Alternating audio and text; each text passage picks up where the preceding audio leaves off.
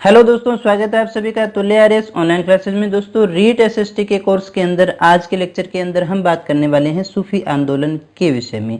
ये यूनिट 3 का टॉपिक है दोस्तों। इससे पहले हम यूनिट 1 और यूनिट 2 को कंप्लीट कर चुके हैं। अगर आपने नहीं देखी है तो आई बटन पर जो है प्लेलिस्ट का लिंक दिया हुआ है, आप वहां पर जाकर के उस कोर्स को देख सकते हैं दोस्तों। साथ ही मैं आपको बता दूं कि रीट साइकोलॉजी का कोर्स भी अवेलेबल है प्लेलिस्ट के ऊपर। उसका भी जो लिंक है वो आई बटन में दिया हुआ है, आप वहां से जा करके उस प्लेलिस्ट को भी देख सकते हैं दोस्तों।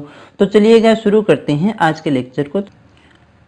तो सबसे पहले हम बात करें सूफी आंदोलन क्या है। तो सूफी आंदोलन या सूफीवाद की जो शुरुआत है एक सुधारवादी आंदोलन के रूप में इस्लाम धर्म में हुई थी दोस्तों। इस्लाम धर्म का ही ये एक सुधारवादी आंदोलन माना जाता है। सूफीवाद जो है एक एकेश्वरवादी विचारधारा है। क्या है? एकेश्वरवादी विचारधारा है जिसकी शुरुआत ईरान से हुई थी। अगर आपसे पूछा जाए कि सूफी जो आंदोलन है उसकी शुरुआत कहाँ से मानी जाती है, तो सूफी आंदोलन की जो शुरुआत है वो ईरान से ही मानी जाती है। अब हम बात करें इसके शाब्दिक अर्थ की। जो सूफी आंदोलन में जो सूफी शब्द है उसका अर्थ क्या है, तो इसके बारे में बहुत प्रकार के मत दिए जाते हैं दोस्तों। फिर भी महत्वपूर्ण मतों की अगर हम बात करें तो सूफी जो शब्द है अरबी भाषा के शब्द सफ़ा से बना हुआ माना जाता है। किससे माना जाता है? सफ़ा शब्द से बना हुआ माना जाता है, जिसका जो अर्थ है वो पवित्रता से लिया जाता है दोस्तों। सफ़ा शब्द का अर्थ क्या है? पवित्रता है। अर्थात जो आध्यात्मिक लोग पवित्र और सादगीपूर्ण जीवन जिया करते थे वे सूफी कहलाए। सूफ शब्द का अर्थ होता है ऊन, यानी ऊन का जो लबादा है वो पहनने वाला। तो सूफ शब्द का एक अर्थ ऊन, यानी ऊन का लबादा पहनने वाला। ये ऊन का लबादा पहनते थे, इसलिए भी इसका जो प्रयोग है इसके लिए किया जाता है दोस्तों। इसके बाद में एक और अर्थ जो आता है सूफी शब्द की। सूफी शब्द की उत्पत्ति जो है यूनानी भाषा के सोफिया शब्द से भी मानी जाती है। कौन से शब्द से मानी जाती है? सोफिया शब्द से भी मानी जाती है, जिसका शाब्दिक अर्थ होता है रहस्यमयी ज्ञान। तो शाब्दिक अर्थ हमने देखे अलग अलग प्रकार से इसको माना जाता है। तो सफ़ा वाला अर्थ भी ठीक है, पवित्रता, यानी ऐसे आध्यात्मिक लोग जो पवित्र और सादगीपूर्ण जीवन जिया करते थे उनके लिए सूफी शब्द का उपयोग किया जाता था। और वहीं से जो है सूफीवाद की जो उत्पत्ति अपने मान करके चलते हैं, उन्हीं से हम सूफीवाद की उत्पत्ति मान करके चलते हैं। सूफी के अंदर जो है महिला रहस्यवादी हुई थी रबिया और मंसूर बिन हल्लाज। ये जो हैं वो प्रारंभिक सूफी संत माने जाते हैं दोस्तों। प्रारंभिक सूफी संत कौन से माने जाते हैं? रबिया और मंसूर बिन हल्लाज। मंसूर को फांसी दे दी गई थी और मंसूर ने अपने को अनहलक घोषित किया था दोस्तों। क्या घोषित किया था? अनहलक घोषित किया था। ये प्रारंभिक संतों की बात है दोस्तों। भारत में दिल्ली सल्तनत की स्थापना से पहले ही सूफी संतों का आगमन प्रारंभ हो चुका था। यानी दिल्ली सल्तनत जब प्रारंभ हुई उससे पहले ही सूफी संतों का आगमन यहाँ पर आना स्टार्ट हो गया था दोस्तों। और 12वीं शताब्दी तक आते आते सूफी संप्रदाय का 12 सिलसिलों में विभाजन हो गया था। यानी सूफी जो हैं 12 भागों में बढ़ चुके थे, जिन्हें 12 सिलसिले या 12 संप्रदाय या 12 भाग के अंदर हम उनको मान सकते हैं। 12 सिलसिले थे जिनके थोड़ी बहुत विचारधारा में फर्क हमें देखने को मिलता है। इब्न उल अराबी जो हैं इन्होंने वहदत उल वजूद यानी ईश्वर के एकत्व के सिद्धांत का प्रतिपादन किया था, जिसका जो खंडन है वो शेख अलाउद्दीन सिमानी के द्वारा किया गया था। इब्न उल अराबी जो थे इन्होंने वहदत उल वजूद यानी ईश्वर का एकत्व के सिद्धांत का प्रतिपादन किया था। इसके बाद में जो आए थे शेख अलाउद्दीन सिमानी, इन्होंने इस जो सिद्धांत है उसको खंडित करने का कार्य किया था। अब यहाँ जो इम्पोर्टेंट बात आती है, सूफी जो संत हैं समा को ईश्वर प्राप्ति में सहायक मानते थे, यानी फना होने में सहायक मानते थे। समा मतलब संगीत और नृत्य। ये संगीत भी बजाते थे, नाचते भी थे और गाते भी थे, और इन्हीं के द्वारा ये ईश्वर प्राप्ति को मान करके चलते थे। सूफी संतों के जो विचारों का संकलन है, सूफी संतों की जो विचारधारा है उसका जो संकलन है उसको सामूहिक रूप से हम मलफूजात कहते हैं। क्या कहते हैं? मलफूजात। दोस्तों देखिएगा, थोड़े नाम ये देखिएगा लंबे ज़रूर हैं, लेकिन आप बार बार प्रयास करेंगे तो भी आप इनको याद रख लेंगे। सूफी संतों के विचारों के संकलन को सामूहिक रूप से हम क्या कहते हैं, मलफूजात कहते हैं। और सूफियों के निवास स्थान जो होते हैं, जहाँ वो रहते हैं, उन्हें हम क्या कहते हैं, खानका। तो अगर आपसे पूछा जाए खानकाह किसे कहते हैं, तो सूफी जहाँ रहते हैं, सूफियों के निवास स्थान को हम खानकाह के नाम से जानते हैं। दूसरी बात, मलफूजात किसे कहते हैं, मलफूजात क्या है, तो मलफूजात है सूफी संतों के विचारों का संकलन, उसका जो सामूहिक रूप है उसे हम मलफूजात के नाम से जानते हैं। ये गाते भी थे, इसलिए कव्वाली का जो उद्गम है कहीं न कहीं खानकाह से ही माना जाता है। ईश्वर प्राप्ति में सहायक ये मानते थे समा को, और समा क्या है, संगीत और नृत्य है दोस्तों। समा क्या है, संगीत और नृत्य का ही नाम आता है। सूफी लोग जो है पीर और मुरीद को बहुत महत्व दिया करते थे। किसको, पीर और मुरीद जो है उसको बहुत ज़्यादा महत्व दिया करते थे, उसके संबंध को। तो पीर कौन होते हैं, पीर गुरु को कहते हैं। पीर कौन होता है, गुरु। गुरु को मुर्शिद भी कहते हैं। और मुरीद कौन होता है, शिष्य, यानी शिष्य गुरु के संबंध को ये बहुत ज़्यादा महत्व देते थे।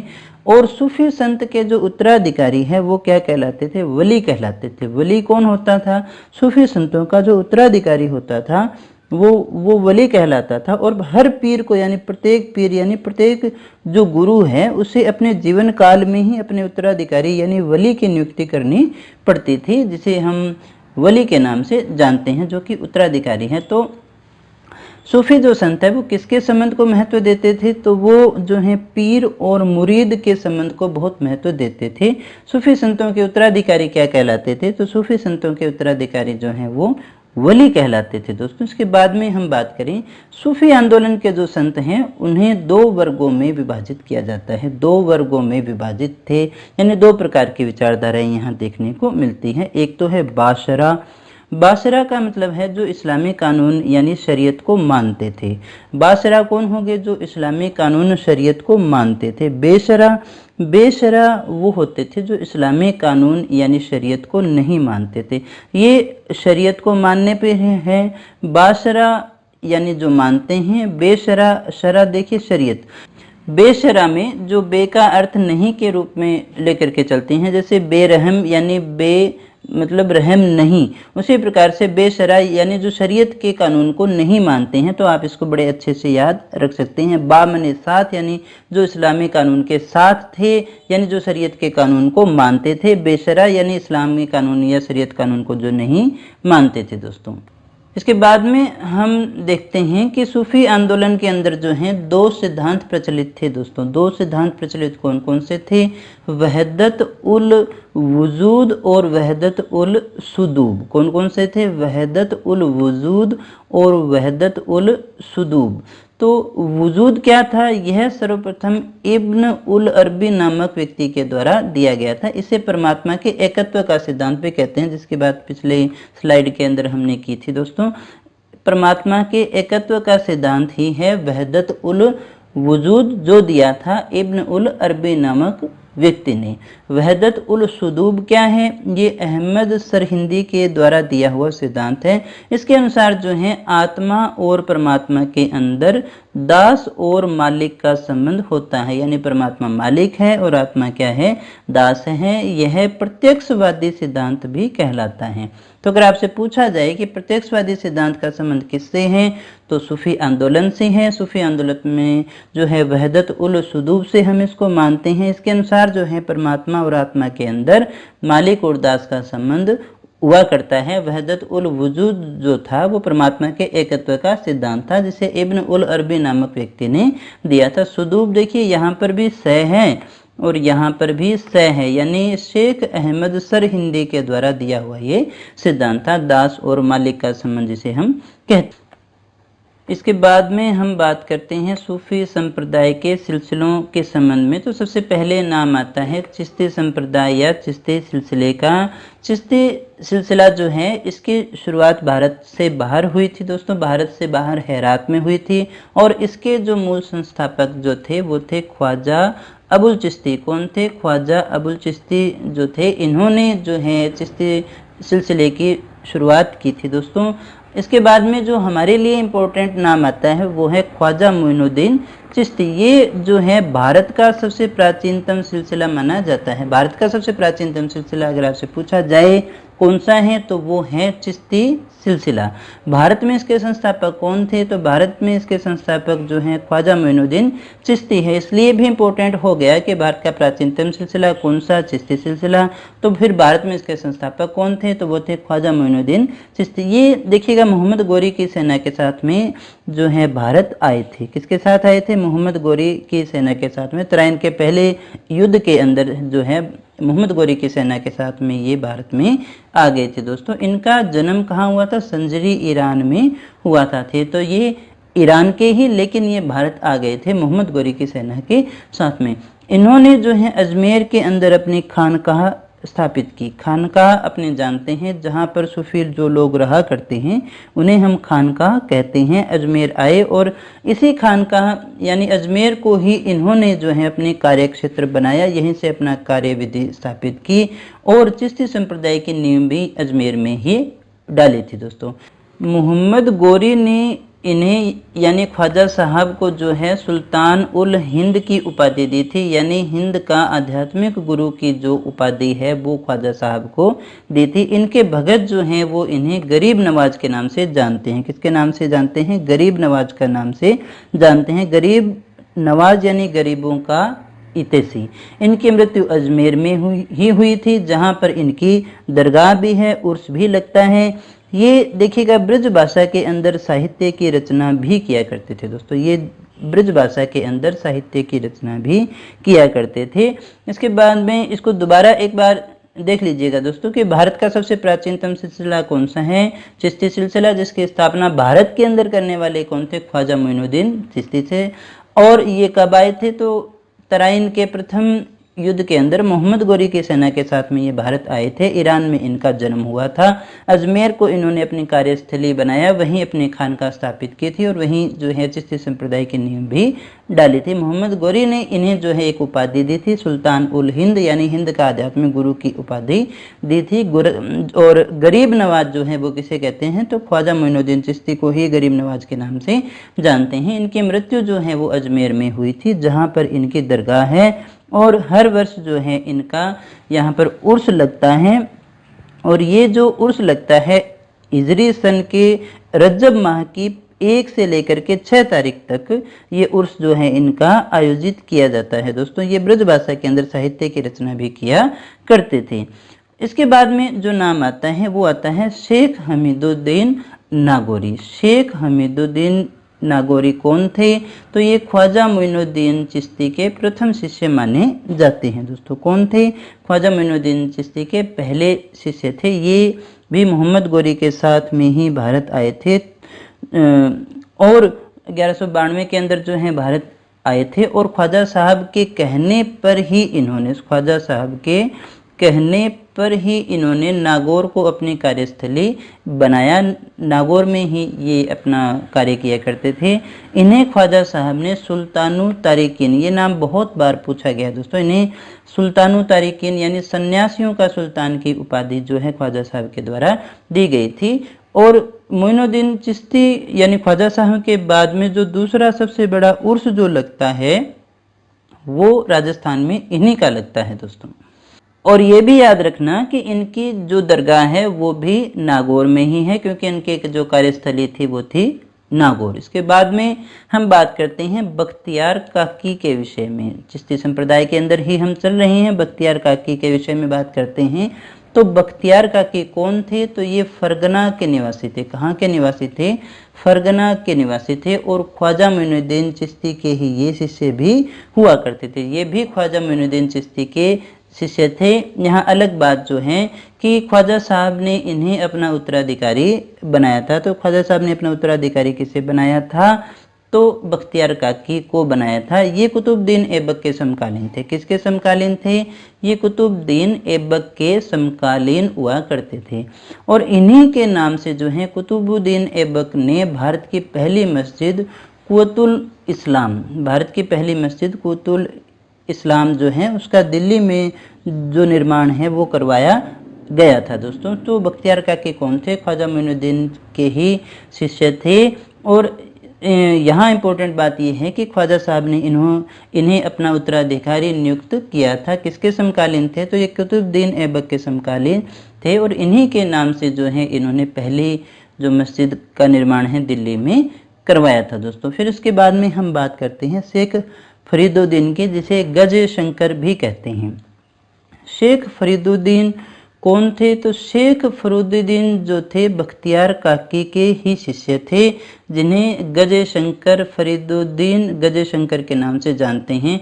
बाद में ये जो है बाबा फरीद के नाम से भी विख्यात हुए थे दोस्तों, बाबा फरीद के नाम से भी जाने जाते हैं। इनका जो जन्म है वो मुल्तान में हुआ था, लेकिन ये बाद में जो है अजोधन पाकिस्तान में रहने लग गए थे और इन्होंने चिश्ती संप्रदाय को काफ़ी लोकप्रिय बनाने का काम भी किया था दोस्तों। इन्हें बाद में बाबा फरीद के नाम से जाना जाने लगा। ये दिल्ली के सुल्तान जो बलबन हुआ करते थे उनके दामाद भी थे। ये बात इम्पोर्टेंट है कि किसके दामाद थे? बलबन के ये दामाद भी थे और इन्होंने जो है बख्तियार काकी से दीक्षा भी ली थी दोस्तों। ये भारत में जो है तीसरे संत माने जाते हैं सूफी के अंदर, चिश्ती सिलसिले के तीसरे सूफी संत जो है ये माने जाते हैं। ये पंजाबी भाषा के प्रमुख कवि स्वीकार किए जाते हैं। पंजाबी भाषा के प्रेमी कवि हम इन्हें मान करके चलते हैं, या हम कहें पंजाबी भाषा के प्रथम कवि हम इन्हें मानते हैं। और गुरु नानक जो थे वो भी इनसे बहुत ज़्यादा प्रभावित थे कि बाबा फरीद की कई रचनाएं जो हैं गुरु ग्रंथ के अंदर सम्मिलित की गई हैं दोस्तों। बाबा फरीद की काफ़ी सारी जो रचनाएं हैं वो गुरु ग्रंथ साहिब के अंदर भी संकलित है, क्योंकि ये पंजाबी के गुरु हुआ करते थे दोस्तों। और गुरु नानक भी जो हैं वो इनसे बहुत ज़्यादा प्रभावित थे। इसके बाद में हम बात करते हैं चिश्ती संतों में सबसे लोकप्रिय संत जो हुए वो थे निजामुद्दीन औलिया, और इनके शिष्य थे नासिरुद्दीन चिरागे दिल्ली। ये हिंदुओं सहित सभी वर्गों के लोगों से मुक्त रूप से मिलते थे, इसलिए सभी वर्गों में ये बहुत ज़्यादा चर्चित रहे थे दोस्तों। तो निजामुद्दीन औलिया कौन थे? तो ये बाबा फरीद के शिष्य थे। किसके शिष्य थे? बाबा फरीद के ये शिष्य थे और इनका जो जन्म है बदायूं उत्तर प्रदेश में हुआ था दोस्तों। तो निजामुद्दीन औलिया कौन थे? बाबा फरीद के शिष्य थे, भारत के ही थे। इनका जन्म जो है बदायूं उत्तर प्रदेश में हुआ। इनका मूल नाम है, थोड़ा लंबा है, मोहम्मद बिन अहमद दानियाल अल बुखारी जो है इनका मूल नाम था दोस्तों। हजरत निजामुद्दीन औलिया के शिष्य कौन थे? अमीर खुसरो जो हैं वो निजामुद्दीन औलिया के ही शिष्य माने जाते हैं, जो काफ़ी चर्चित रहे थे, जिन्हें हम तोताए हिंद भी कहते हैं दोस्तों। और इसमें जो सबसे इम्पोर्टेंट जो बात है कि निजामुद्दीन औलिया के निधन की खबर जब इन्होंने सुनी तो खुसरो ने भी दूसरे दिन ही अपने प्राणों का त्याग कर दिया था। ये गयासुद्दीन तुगलक और मोहम्मद बिन तुगलक के समकालीन थे। किसके समकालीन थे? गयासुद्दीन तुगलक और मोहम्मद बिन तुगलक के ये समकालीन थे दोस्तों। और ये ऐसे संत थे जो आजीवन अविवाहित रहे और योग व प्राणायाम में निपुण थे दोस्तों। तो देखो योग और प्राणायाम, इसी कारण ये सबसे ज़्यादा फैल पाए थे दोस्तों। योग व प्राणायाम में निपुण भी थे, आजीवन अविवाहित भी रहे, और इसी कारण से ये सिद्ध पुरुष भी कहे जाते हैं दोस्तों। क्या कहे जाते हैं? सिद्ध पुरुष कहते हैं। इन्हें एक और उपाधि भी दी जाती है, वो है कुतुब ए दहली या महबूब ए इलाही। कुतुब ए दहली या महबूब ए इलाही कहा जाता है। क्यों कहा जाता है? इनकी जो उदार प्रवृत्ति है इसके कारण इन्हें महबूब ए इलाही या कुतुब ए इलाही कहा जाता है दोस्तों। इसके बाद में देखिएगा जो इनकी महत्वपूर्ण बात आती है वो हम कर भी चुके हैं कि इनके जो शिष्य थे वो अमीर खुसरो थे, जिन्हें तोताए हिंद कहा जाता है। गयासुद्दीन तुगलक ने नाराज होकर इन्हें एक बार दिल्ली छोड़ने को कह दिया, तो इन्होंने कहा था दिल्ली अभी दूर है, जो काफ़ी चर्चित लाइन है दोस्तों। इसके बाद में देखिएगा एक और बात कि इसके समय के अंदर 7 सुल्तान दिल्ली सल्तनत में बैठे, यानी 7 सुल्तान जो हैं वो दिल्ली में आए, लेकिन ये ऐसे संत थे जो किसी के दरबार में भी नहीं गए थे दोस्तों। क्योंकि वैसे भी आप एक बात याद रखना कि ये जो सूफी के अंदर चिश्ती जो संप्रदाय है उनका राजनीति से कोई ज़्यादा लेना देना नहीं हुआ करता था। गरीब और साधारण सा जीवन ये जिया करते थे, झोंपड़ी में रहने वाले ये लोग हुआ करते थे और जन कल्याण की जो है वो बात किया करते थे। इसलिए जो है दिल्ली सुल्तान के अंदर जो है दिल्ली सल्तनत के अंदर 7 सुल्तान बैठे, लेकिन ये एक के पास में भी नहीं गए। और अगर इन्हें कोई ऑफर दिया भी जाता था राजनीति का तो वो उसको स्वीकार नहीं किया करते थे। दोस्तों चिश्ती संप्रदाय के लोग जो हैं वो इसी प्रकार के हुआ करते थे। अगर आपसे पूछा जाए कि निजामुद्दीन औलिया की दरगाह कहाँ है तो वो दिल्ली में है, जिसका निर्माण मोहम्मद बिन तुगलक के द्वारा ही करवाया गया था। दोस्तों इनके जो शिष्य थे अमीर खुसरो जो थे, इन्होंने नूहे सिबिहर नाम के एक ग्रंथ की रचना की थी, जिसका अर्थ होता है खुला आसमान। पूछा जा सकता है नूहे सिबिहर नामक जो ग्रंथ है इसकी रचना किसने की थी। एक बार आर्टेट 2011 के अंदर पूछा भी जा चुका है दोस्तों, खुला आसमान। दक्षिण भारत में जो है चिश्ती सिलसिले यानी चिश्ती संप्रदाय की जो नींव है वो निजामुद्दीन औलिया के ही शिष्य शेख बुरहानुद्दीन गरीब के द्वारा रखी गई थी। दोस्तों इन्होंने जो है दौलताबाद महाराष्ट्र को अपनी कार्यस्थली बनाया था। ये भी काफ़ी इम्पोर्टेंट क्वेश्चन है कि दक्षिण भारत में जो है चिश्ती संप्रदाय की नींव किसने रखी थी, तो शेख बुरहानुद्दीन गरीब ने रखी थी। इसके नाम को विशेषतः याद रखना दोस्तों। इन्होंने जो है किसको अपनी कार्यस्थली बनाया था, तो इन्होंने दौलताबाद महाराष्ट्र को अपनी कार्यस्थली बनाया था। और निजामुद्दीन औलिया जो हैं भारत के पहले ऐसे सूफी संत माने जाते हैं जिन्होंने योग को अपनाया था। इसके बाद में भी कईयों ने अपनाया, लेकिन अगर आप कहें कि भारत के पहले सूफी संत कौन थे तो वो थे निजामुद्दीन औलिया, जिन्होंने योग को अपनाया था।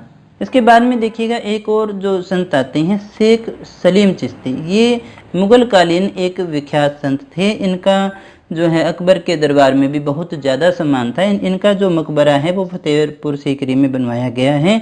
जहांगीर का जन्म जो है शेख सलीम चिश्ती की कुटिया में ही हुआ। ये कुटिया में ही रहा करते थे। चिश्ती संप्रदाय के जो लोग हैं ज़्यादातर बिल्कुल सादा और गरीब जीवन जीने वाले थे। इसके बाद में देखिएगा एक और नाम जो हमारे लिए महत्वपूर्ण है, सैयद मोहम्मद गेसुदराज ने गुलबर्गा कर्नाटक को अपनी कार्यस्थली बनाया था। देखिए कर्नाटक को अपनी राजधानी बनाने वाले कौन थे, मोहम्मद गेसुदराज।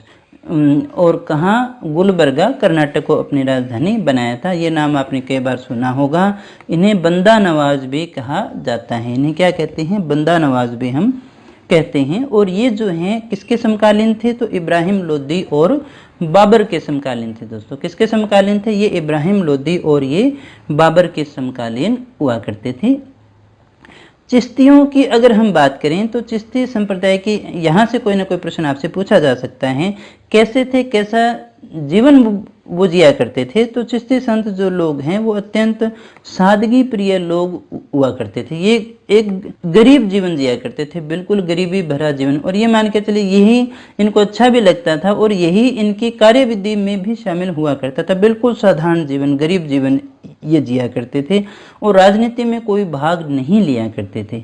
भारत में जो है चिश्ती संतों ने एक संस्था की भी स्थापना की थी जिसे विलायत के नाम से जाना जाता है। कौन सी संस्था है, विलायत नामक जो संस्था है, भारत में चिश्ती संतों ने इसकी स्थापना की थी दोस्तों। और इनका जो है ये जो संस्था है ये राज्य के नियंत्रण से मुक्त थी और एक ऐसा आध्यात्मिक ये क्षेत्र हुआ करता था जो राज्य के नियंत्रण से फ्री था।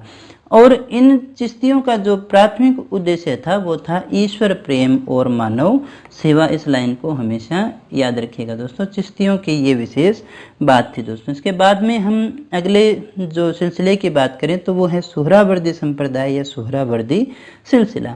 इसके संस्थापक कौन थे, तो देखिए शिहाबुद्दीन सुहरावर्दी जो थे सुहरावर्दी संप्रदाय के संस्थापक थे या प्रारंभ करने वाले थे। कहाँ के थे, तो ये बगदाद के थे दोस्तों। इनके जो शिष्य थे बहाउद्दीन जकारिया और जलालुद्दीन तबरीजी ने इसे भारत में लोकप्रिय बनाने का कार्य किया था। बंगाल में तबरीजी ने इसे खूब ज़्यादा लोकप्रिय बनाया था।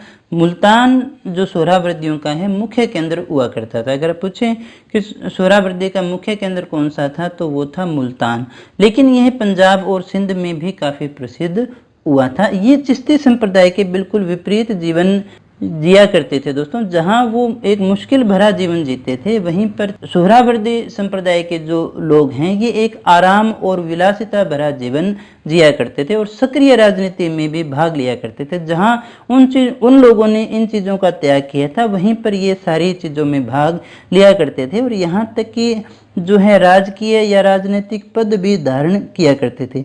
और ऐसा माना जाता है कि आम जनता को इनका जो है दीदार करना भी मुश्किल होता था, दर्शन नहीं दिया करते थे ये आम जनता को। और इसी नीति के कारण जो है वो बार बार कई बार राजनीतिक षड्यंत्रों में फंस भी जाते थे दोस्तों।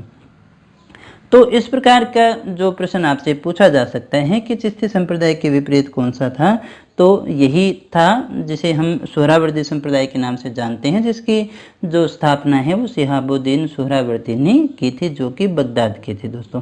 इसके बाद में हम बात करते हैं कादरी संप्रदाय के विषय में। तो कादरी जो संप्रदाय है इसकी स्थापना बगदाद में हुई। शेख अब्दुल कादिर जिलानी के द्वारा जो है कादरी संप्रदाय या कादरी सिलसिला जो है उसकी स्थापना जो बगदाद में की गई थी दोस्तों। ये जो है इस्लाम धर्म का या इस्लाम का पहला रहस्यवादी पंथ माना जाता है। अगर आपसे पूछा जाए कि भारत में इसकी शुरुआत किसने की थी, तो भारत में इसकी शुरुआत की थी सैयद मोहम्मद जिलानी ने। भारत में इसकी शुरुआत करने का श्रेय जाता है सैयद मोहम्मद जिलानी को। शेख मीर मोहम्मद मियाँ जो थे वो इस सिलसिले के भारत के सबसे प्रसिद्ध संत माने जाते हैं।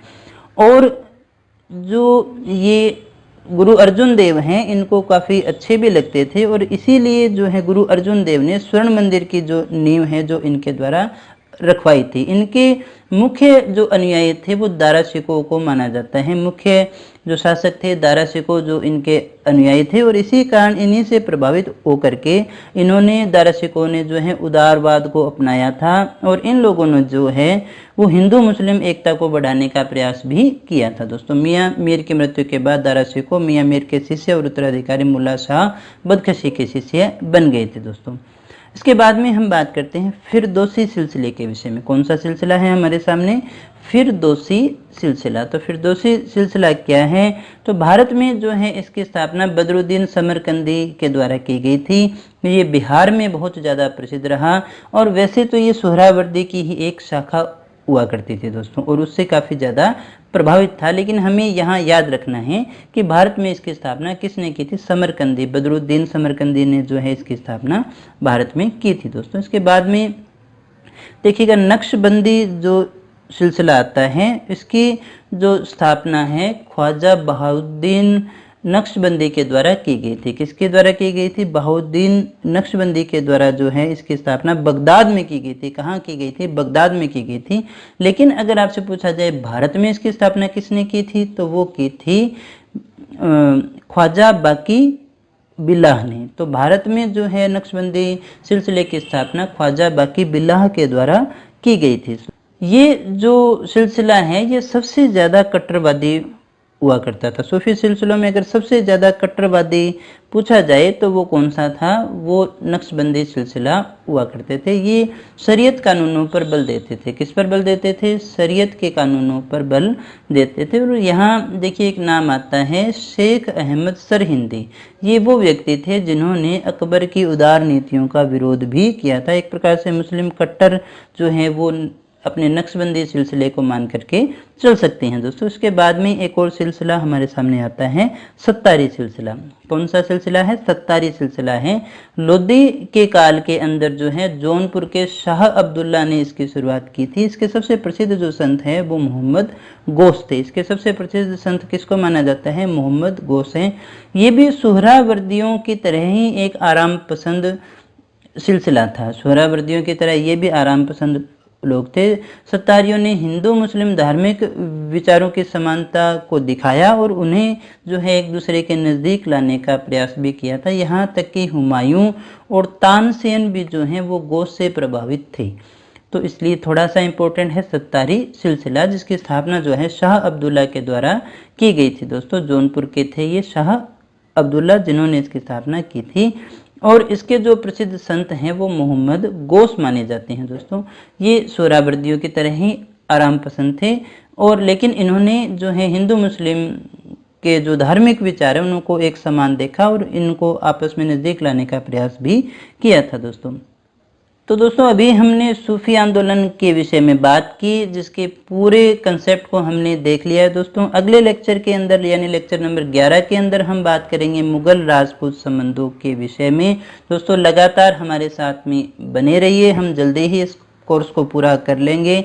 यहाँ जो है रीट का एसएसटी का पूरा कोर्स अपने कर रहे हैं। इस क्लास की जो पीडीएफ है आपको हमेशा की तरह हमारे टेलीग्राम चैनल या हमारी ऑफिशियल जो वेबसाइट है tuliares.in वहाँ पर आपको मिल जाएगी। दोस्तों अगर आप टेस्ट सीरीज ज्वाइन करना चाहते हैं तो इन क्लासेस के जो टेस्ट हैं वो भी एंड्रॉयड एप्लीकेशन पर उपलब्ध हैं, फ्री हैं। दोस्तों आप उन्हें डाउनलोड कर सकते हैं, एप्लीकेशन को डाउनलोड करें, टेस्ट को दे करके देखिएगा। अगर आपको क्लास पसंद आई हो तो इसे लाइक कर देना, शेयर कर देना। हमारी मेहनत डिपेंड करती है आपके लाइक और शेयर के ऊपर। दोस्तों अगर आप चैनल पे पहली बार आए हैं तो चैनल को सब्सक्राइब कर देना। दोस्तों बेल आइकन ज़रूर दबा देना ताकि आपको क्लास आते ही नोटिफिकेशन मिल जाए और आपकी क्लासेज में किसी प्रकार की कोई बाधा न पहुँचे, लगातार आपकी क्लासें बनी रहें। मिलते हैं अगली क्लास में, तब तक बने रहिए हमारे साथ। Thank you very much.